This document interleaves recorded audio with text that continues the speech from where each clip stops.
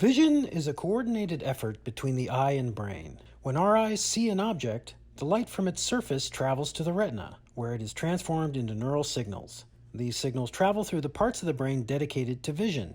In the primary visual cortex, the brain represents the image in a map that matches the visual world. Our project proposes one potential idea to take advantage of this mapping so as to create a new prosthetic that will allow blind people to see. But the visual pathway will be different for a person who is blind. Here, the patient will wear a pair of eye-tracking glasses that monitors what is happening in the visual scene.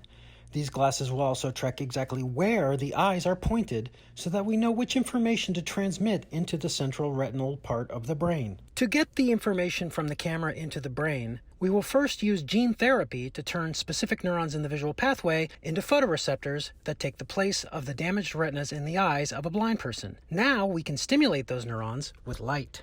And our preliminary data shows that stimulation of these newly created photoreceptors drives large neural responses in the visual system. Here is an overview of how our optogenetic brain system, or OBServ for short, will work in patients. Visual information that is centrally fixated by the eyes in the visual scene will be transmitted from the camera through ultra-wideband encrypted wireless telemetry to the OBServ implant. This suggests that if we beam in light in the correct prosthetic pattern, these neurons in green from the brain's visual cortex will respond like they do to real visual inputs from the eye. But we can't just stimulate the brain without continually measuring its response. Why? The signals that the neurons send onward to the visual cortex, flashing in green, can vary in intensity in our system with each firing. We need to monitor in real time for these variations and calibrate them to make sure the signals sent onward to the visual cortex look like real vision. Here's how we will calibrate our system, and it takes some scientific innovation.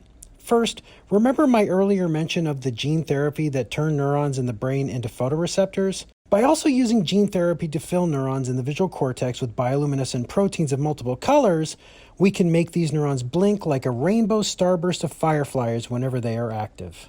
Here, you can see over 61,000 of these labeled neurons in the largest microscopic image ever made inside the brain.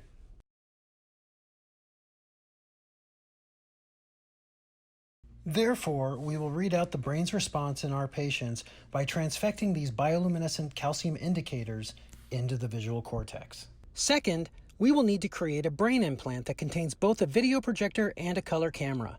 It will beam in the eye-tracked video information from the scene cameras on the patient's glasses and also read out the bioluminescent brain activity to make sure the signaling remains calibrated at all times. OBServ will be surgically implanted over the visual cortex so as to beam the scene camera video feed to the genetically transformed photoreceptors in the brain, which will stimulate visual perception with naturalistic synaptic transmission.